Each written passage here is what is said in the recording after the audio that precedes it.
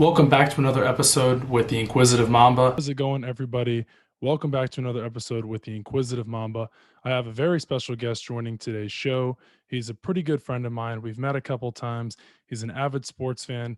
He's a broadcaster, an intern for the Draft Network. Zach, welcome on today's show. Appreciate it, Joey. I'm psyched to be on. Can't wait to talk shop with you, dude. You know me, I love sports. I know you love sports. So let's get right into it. But before we do that, introduce yourself a little bit to the people. Yeah, well, and Zach Cohen. I mean, that was pretty self-explanatory right off the bat. I do kind of a lot of different things. I work with ESPN Gainesville here. I'm going to be a senior, a journalism sports student at the University of Florida. I intern with the Draft Network, which I guess is like kind of, I don't want to say claim to fame because it definitely doesn't feel like fame, but I think that's like the number one thing that like I like to present and tell people, especially when I'm on their podcast. Mostly just fantasy football stuff, like writing content, producing content, helping edit videos on the back end, running social media, all that fun stuff. I write for NFL Spin Zone too. I think that's really it. I mean, I grew up in South Florida. I'm a big South Florida sports fan. I was literally born a Florida Gator. My parents met here, so it's no wonder that I ended up donning the blue and orange for my college career. I think that about covers it. I think the very first time we met was at the Mike Morgan like small like type conference thing, right?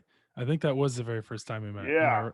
that I think makes so. that makes sense, right? He was a great guy. I know I've obviously like been a fan of his for a few years, and because like I more wanted to do play by play, like growing up and coming to college too. I think that's kind of tapered off a bit to really be more, I guess, like sports talk, sports like content in a sense. But like anytime I'm gonna get a chance to talk to Mike Morgan, I'm gonna do it. So I think that was the first time we met, man. It was a good time too. And if I'm not mistaken, I think that was the first time we met. But hey, I gotta look behind you. You have a Suns jersey, you have a Heat jersey, another Heat jersey, the Dolphins. I know you said that you're a big South Florida fan. But first of all, I gotta start with that Suns jersey. That's a Steve Nash jersey, correct? Yes, it is. I am by no means a Phoenix Suns fan, although I do hope they win the finals. I think that would be cool, and I cannot stand the Bucks and the Hawks, as I am a Heat fan, as you can probably tell. I just really like jerseys. I got that one as a gift, as I think I did all of these actually. So I just really like the color scheme, the purple and orange. I think the Suns have some of the best uniforms in professional sports. So obviously, I had to show my love for them. What else we got here? I got I don't know if you can see it. I got a USA Christian Pulisic jersey. I'm not the biggest soccer fan in the world, but I did grow up playing the sport, and the kit's fire. Like that's beautiful, the red, white, and blue. I got my Tua Dolphins jersey. I have high hopes for him this year. Bam Adebayo, Heat, Vice, the blue jerseys, man. Those are so clean. I got a Jimmy Butler white one. That one's actually like really new. That was a gift for my birthday a few months ago. So figured I'd rep. And you can't see it Yeah, right now. It's off camera. There's a Vince Carter Raptor jersey, the purple one with the big red Raptor on it. That's probably really. my favorite on my own. Okay, so without further ado, let's get into the show. Let's get started. We heard a little bit about you. You introduced yourself. Everyone knows now how we met. It was like love at first sight. No, I'm just kidding. But hey, what has it been like working for the Draft Network? Oh man, working for the Draft Network has been incredible. It's opened so many doors. I've learned so much from some great people. Uh, it's kind of started like back at the beginning of COVID, right? Like in that March, where I contacted Robert Juden, who's the director of creative marketing and digital media, and he's a UF alum too. And I basically said, "Hey, I'd love to help out in any way I can. I can do this, and this." He said, "All right, well, we can talk like at some point soon." And one thing led to another. I was brought on with the official title as a marketing intern, but I mostly did like video production. Like I'd hop on a Zoom, I'd record like some stuff either with like Jamie Eisner or Trevor Sikkema. I'd shove it into a template that other amazing interns would make. Like, don't get me wrong, I do like for all the work I do. There's some amazingly talented people like Henry Johnston, Ryan Lane. Like they do great work. I just kind of like present it to the public, I guess. Um, but that's not really the work that most people see. Like for all the social media and YouTube stuff that like I help run behind the scenes, most people really just see like the fantasy articles I write or the tweets that I get retweeted and like, which is nice to get like that type of exposure because I was a big fan of the Draft Network since their incarnation back with like the original logo, which like I still tease Rob, my boss, about a little bit sometimes because he brought in the new logo when he was brought into TDM. So really sometimes like my day to day is pretty hectic. I've got to edit all these videos and push them out to social media. Other times, especially during like the summer right now, so it's a little more on the quiet side. We got big plans for the fall. I have more of a role in fantasy football now because I think that's my first love, fantasy football and the NFL draft. So what better way to combine the two than by working for the Draft Network, you know? But it has been amazing. I've got to meet some of the awesome people that work here. Paige DeMarcos, our CEO, is the queen of sports media. She's amazing. So just being really to interact with all those people and learn from them and grow, not just as like a person in this industry, I guess, for lack of a better term, but just a person in general. It's been amazing. I wouldn't change my experience for the world. So if I were to ask, so now that I got that out, so your experience has been great. You've loved it so far. Summer's going great. Spring was great, but now you've got some big plans coming up for this fall. Mm-hmm. Yeah. Yeah, it's gonna be well, outside of like the normal like draft coverage and like building up for that. I think a lot of people kind of look at the Draft Network and say, "Oh, it's only about the draft," but it's just so not. We cover all aspects of football. Like, you can go in and let's see, what was some news that happened recently? The Julio Jones trade. Like we cover that Julio trade Jones trade. from Yep. every aspect, not just fantasy football, not just like the draft, like potential replacements they could find in 2022, like literally every avenue. Um, my role more will be specifically, I guess, fantasy football. So you'll get like some in-week articles with that. Might hop on the TDN Fantasy Podcast a couple times, but really just kind of helping out in any way that like Jamie and the rest of the crew needs. Like that's really what I'm here for. We're already discussing like how to expand the TDN Fantasy brand and make it more, I don't want to say recognizable, but yeah, I'll say recognizable. Actually, we'll go with that word. So I'm really excited for what's to come. Okay, so taken away from football for a little bit because I know it's not August, so we're not it's not hot yet in Florida like it will be in August. I know it is very hot in Florida, but the NBA playoffs, the four teams left of the Atlanta Hawks, Milwaukee Bucks, Los Angeles Clippers, and the Phoenix Suns. Out of those four teams remaining, who do you have winning the finals? It's so tough because I really hate betting against great talent, and right now the two most talented players in the remaining are Kawhi and Giannis. Kawhi's not playing though yet. Look what the Clippers just did to the Suns. I really would love to see a Suns Hawks finals. It seems like I need to see it to believe it type thing. I know the Suns did just go up 3-2. They were up 3-1 and now 3-2. So blowing a 3-1 lead would be pretty tough. So I'd probably plant my flag on Suns Bucks. Just because we just still don't know Kawhi's situation with the Clippers, and I think Phoenix is the type of team that can come back super hot. They don't really have an answer for DeAndre Ayton, who has been a baller this season. So I think I'd probably go Phoenix, Milwaukee. Okay, so I got to backtrack there for a second. As you know, I'm very hot into debates and all that. You think Kawhi Leonard's the most talented player? Second, And like him most and talented Giannis? Really? Booker, between the Trey two Young, active players right now. Listen, they're Paul George. great. They're talent wise though. Talent. I mean, I think Kawhi's a great Yeah, player Kawhi's all probably a around. top 5 player in the NBA, I would say right now. Like, and Giannis too. You can make an argument how you feel about LeBron or whatever, but Booker and Young are like that next crop. You go in like 2-3 years from now, I think it could be undisputed that they're among the best players. But like, as hot as Booker and Young can be, they can't make an impact like Kawhi, especially not on the Right. defensive end. Like Leonard is an No, elite not on the defender. defensive end, but I mean, Devin Booker does pick his spots. I mean, you saw him. I mean, he had 30 points last night. They lost Mm-hmm. by 14, but I mean, hey, I think he's the closest thing, talent wise, and skill wise to Kobe that we've seen. Devin Booker. I love Booker. I remember Yeah. watching him tearing it up in Kentucky against my Gators, and like I knew the kid was going to be a stud, and like I still love him. It's not like I'm saying Yeah. he's a bad player by any means. I think he's. I'm really intrigued to see where the Suns go from here, whether they win the finals or not, because you got Paul, you got Booker, you got Ayton. I will see how long Paul lasts there, but Booker and Ayton's a great core, and they got a lot of good depth pieces around them. But if they can't win it, then it's like, how can you get better? You know, because I think that a lot of things people don't really talk about with this season.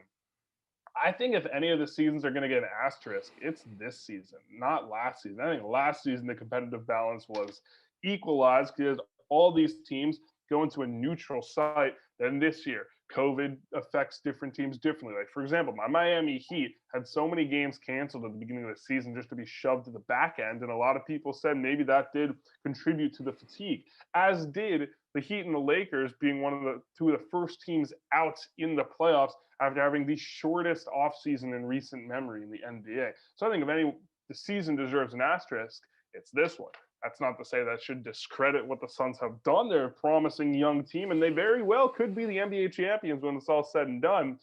I just do wonder what is the next step. And that's not necessarily a negative connotation by any means. Absolutely not. No, I think you made a great point there as well. I do think the Suns and the Bucks will be in the finals. It'll be very interesting to see what the Suns will do with the very short window they have. Because, I mean, Chris Paul could easily leave. He could win and say, "Hey, I want to go to another team now. I gave you what I got for that 1 year." And this Suns team reminds me of, and people may, I don't think it's a hot take or a crazy statement to make. The Suns team minus Chris Paul reminds me a lot of that Nuggets team last year, how young they were. They made it to the Western Conference Finals against the Lakers. It was a very short window, and it seems like, well, what are they going to do now? I know Jamal Murray got hurt, but they just very similar. Whereas, like, what's the next step? Are you just going to keep making the playoffs, as you know, and then you're not going to get to the finals? You know, that's just my thing. And the West only got better this year, but I still think the Lakers would have taken it all if they were fully healthy, as well as the Nets in the East. But moving on, to ask you, what is your favorite article or your most your article that you've enjoyed writing for the Draft Network, or maybe not even the Draft Network, something that you've really like cherished and be like, wow, I wrote that piece.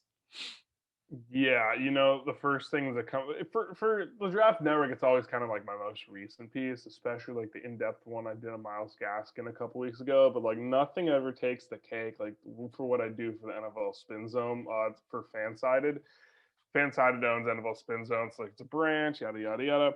Every year I do my one mock draft. I only ever release one first round mock draft, and I always do a fantasy football guide leading up to the season, and both have like chunks of words and nuggets and intel and analysis and data and opinions and all this ooey gooey fun stuff to read. So those are easily like my two favorite things. My mock draft this year, I'm trying to think. I don't remember how many picks I got right, but I believe it was the top 20 mock draft in Fantasy Pros mock draft accuracy. Not to brag or anything, which I guess I kind of just did, but I don't really pride it for the accuracy, although that's certainly a part of it, I guess. It's just more like I put in all this time and effort, and it's like if you really want a glimpse of what your team could do, like take a look at it. So I think that's like probably my favorite article to write. Okay, so you're a big draft guy, as we all know. If anyone doesn't know now, Zach Cohen is very big into the NFL draft. He's very knowledgeable about the draft. Who do you think the best player out of this draft class will be? This past one we just had, you got Pitts, you got Zach Wilson, you got Patrick Surtain, you got the corner out of South Carolina, J.C. Horn, Elijah Vera Tucker. You got a lot of guys. Who do you think would be Yeah. Kyle Pitts? Like I said, out of Florida. Who do you think will be the number really one tough. player? It's really tough to quantify what like number one entails because you could look at a quarterback who's like putting up all these accolades and stuff, but it's so tough to compare a great quarterback versus a great offensive lineman or a great defensive lineman, so to Right. say, So I really like hate like saying rankings and like things like that, but I do think that Trey Lance is in the best situation to succeed. we don't know what it's going to be like in 4 or 5 years from now with any of these teams, but you look at like what Trevor Lawrence has around him, and I love Trevor Lawrence. He's by far the best quarterback prospect coming into this class. It's not even close. Look at what Trevor Lawrence has around him versus what Trey Lance has coming around him with the system. And Kyle Shanahan, who finally gets the quarterback he's always wanted, a pocket passer who can make plays, who can improvise, who sees the field differently, and he's young, he's moldable. Shanahan hasn't really had that type of quarterback. He had the best quarterback he's had was Matt Ryan, and Matt Ryan in an MVP season. And by no means anyone thinks Matt Ryan is a top 10 quarterback of all time. And I'm not saying Lance can necessarily live up to that either. I just think he's in a better situation to succeed early, which could make it better for him to succeed later. Obviously, things change. But I even wrote an article about it too. I think Lance in 5 years could be the MVP of the league. Okay, well, what do you think about Mac Jones' ceiling? Do you like the Patriots? Did you like that pick that they chose him at 15? What cautions me is I don't really think the Patriots were in love with that pick too, because if you really, really liked him, you probably, and listen, I'm sure they had all their intel, they had all their sources, they felt like they could get him at their pick, right? But if you really love your guy and you think he could be the franchise quarterback, you might want to move up to go get him. You might want to say, listen, we're not going to let anyone take the chance to go pick him. My thing with Mac Jones is he goes into a situation where he doesn't have the best supporting cast. I would rather be in Alabama's offense than New England's offense. But Bill Belichick goes 7-9 last year with arguably the worst roster in the league. That is a testament to his coaching ability. So if I think anyone can figure out Mac Jones, it's probably going to be Belichick. Jones will have to show that he is more than the offense around him because, and there was a lot of work done, like Ben Solak, my colleague at TDN, put a lot of work into showing why Mac Jones really isn't the type of passer to not necessarily create windows in a sense, right? Like there were a lot of throws that left you wanting more. And while Jones isn't like I guess seen as like this Trey Lance or Zach Wilson type, I think there is room for him to succeed because he's really good at playing in structure. So I think there's a ceiling there that he could be like a borderline. He could be a good starter. I don't think anyone's expecting him to be the next Tom Brady by any means, which I'm sure some people are already saying maybe that's what his ceiling should be incorrectly.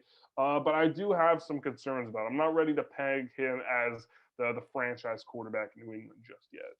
Okay, so you're a Dolphins fan. I know that. Your guy, Tua Tagovailoa, has been an MVP conversation for this upcoming year. He's a dark horse MVP. From somebody at Bleach Report, his name his is at G Davenport. Could Tua be a dark horse MVP? I'm gonna say no. I don't think so. I mean, I know his career stats are 11 touchdowns to 6 interceptions. I think I'm gonna pump the brakes on the MVP conversation yet. What do you think? It's tough because I think the Dolphins have kind of built this team around him where let's say Tua isn't the next great Dolphins quarterback, which really doesn't have that big of a list of quarterbacks anyway.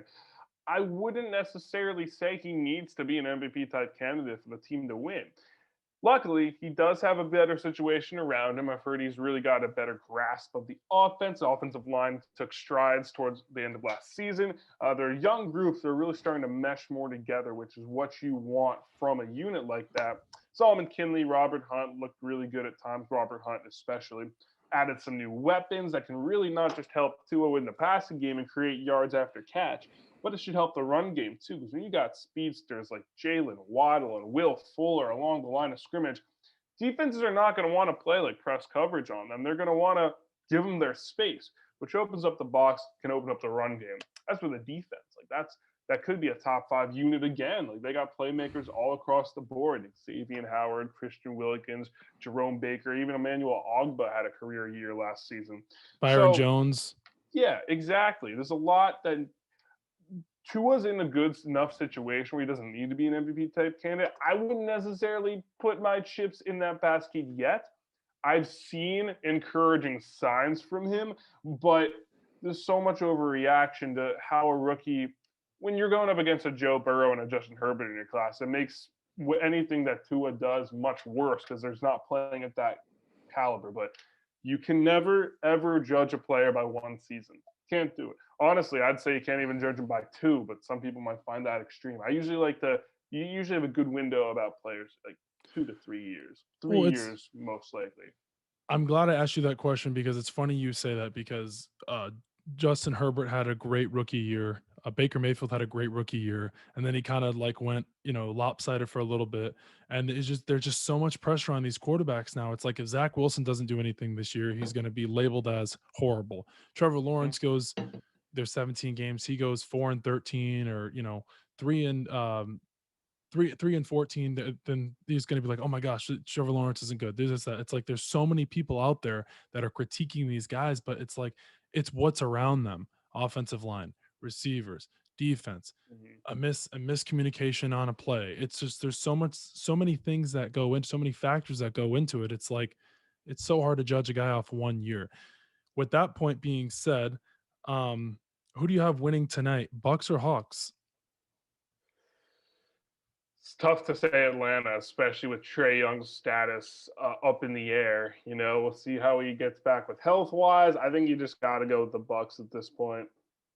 Yeah, I think I said to myself before that series started, I thought the Bucks were going to win in five, even though the Hawks looked like they were going to take the the game before, or game four, and they kind of folded with the Trey Young injury. I didn't even really see what happened. Did somebody told me he stepped on the ref's foot or something like that. Yeah, I think so.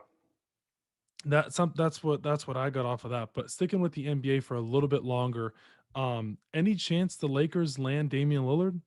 I saw some speculations about that. Any I chance? don't think Lillard's leaving. I don't think he's leaving. If not, it'd be at least for another year. This is a loyal type of guy. I don't know where all these like rumors and like stuff is coming from. I think he'll want to at least give Portland a try with Chauncey Billups at head coach. And for terms like the Lakers, what do they really have to Loyalty only offer goes so outside? far. Loyalty only It goes so far. does. But I think if I'm Dame, I want to go to a contender. Obviously, I want to go to a big market. Obviously, that fits the Lakers. But what do the Lakers have to really give? I think there are better packages if it came to that, and I don't think it's going to come to that just yet, though. They would have to give up Anthony Davis. Yeah, They it's would not they going to wouldn't happen. they wouldn't do it. Okay, how about this here? So speculation today I saw in the media, Dwayne Wade said that Donovan Mitchell could be out of Utah once his contract's up. What do you think of that? I honestly think that's that wouldn't be a bad idea. They're not a big market. Utah doesn't seem Yeah, like Utah doesn't seem like they're the team that's going to go out and get free agents for him. I mean, they may, cater to him as much as they can, but it could seem like a whole situation how LeBron was in Cleveland. All these free agents were supposed to come. I think when he went back there in 2018, there were supposed to be free agents before he left to go to the Lakers. Paul George was supposed to be linked to them, Jimmy Butler, a couple other guys. So it could be a situation like that. What do you think about that? it's another one of those things where the players are always going to flock to the teams with the bigger markets, right? Either got a big market or a big superstar, and yet there is a reason where I don't want to say no one's really flocked to Milwaukee because that kind of has changed in the past year or so when people are realizing Giannis could be one of, if not the most talented player in the NBA. That's just what people are maybe saying.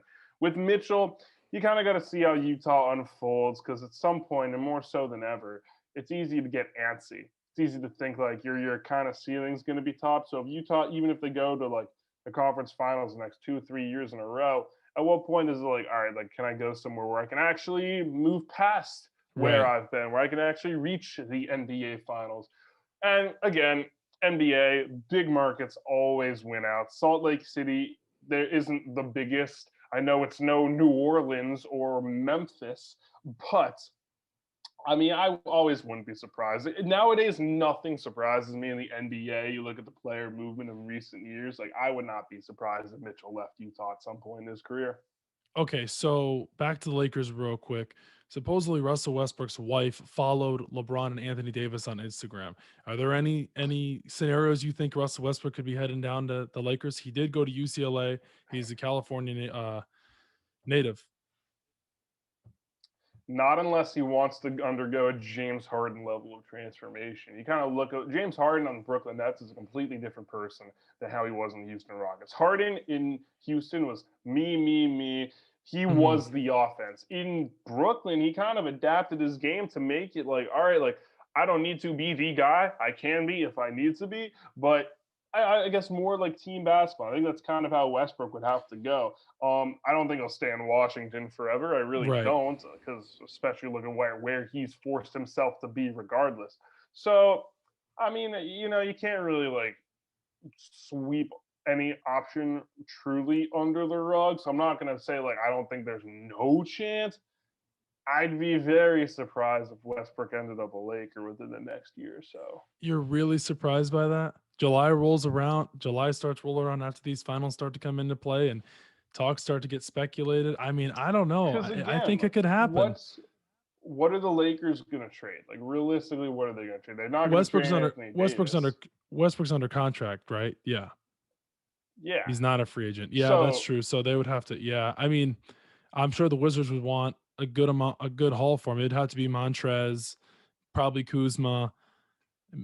I mean, I'm not giving up Taylor Horton Tucker, but so any chance the Lakers if the Lakers wanted Westbrook, they should give up all three of them and then some.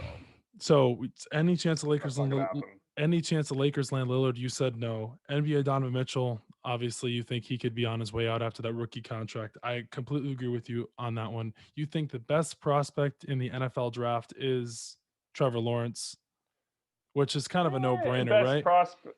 Yeah, that's kind of it. It seems pretty easy. I think you could have like a Matt Stafford type of career. He's just kind of like stuck in one city for like basically his entire career, putting up great stats, but never really winning anything. It kind of comes down to the management. I don't really like trust that Jacksonville. I don't want to say is all in, but like not the best franchise to be banking Super Bowl hopes on outside of their on-field product. That's all I'm gonna say. Absolutely agree with that point. If you had the first pick in a fantasy football draft this upcoming year, who would you take? Christian McCaffrey, easy. Really? No question. Well, the Mahomes? question you should be asking is, do I want the first overall pick? And the answer, every single year, is emphatically no. There is no. I actually had the 11th overall pick last year. I traded that package for the first overall pick. Then I traded that to move back to 6, and I won the league. So I think it worked out. I never want the first overall pick. I just much value in one spot. But I'd take McCaffrey if I did. I got shafted in last year's. I had so many guys hurt. I had Terry McLaurin for most of my year. He got hurt for a little bit. I had George Kittle got hurt last year. I mean, I was really down bad. I was really down bad. And then he got hurt literally that week. He never played for me. I was so down bad in that fantasy football season. But hey, Zach, give yourself a round of applause for coming on the Inquisitive Mamba podcast. You did wonderful. If you guys want to check out some articles on sports, you want to listen to the Draft Network, Zach's got you covered. And if you want your first pick and who you're going to take, you go to Zach Cohen. Zach, thank you for coming on, man. Appreciate it, Joey. Hope all is well, man. Maybe I can see you around soon. Yes, sir, man. Thank you for coming on once again. Guys, make sure to check us out on Spotify, Instagram, TikTok, YouTube, Google Podcasts as well. We're trying to get out as many episodes as we can. And if you didn't check out the last episode with Kelly Saltpeter, who has 1 million followers on TikTok, make sure to check that out as well. And Zach, thank you for coming on, man. Anytime, Joey.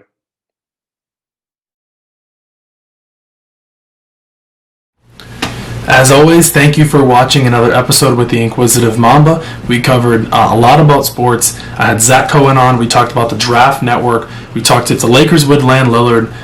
If Westbrook will go to the Lakers. We talked a little bit about tonight's game, the Bucks and the Hawks, Trae Young's injury, speculations if Donovan Mitchell will be leaving the Jazz after his contract. Thank you as always, and we will see you tomorrow.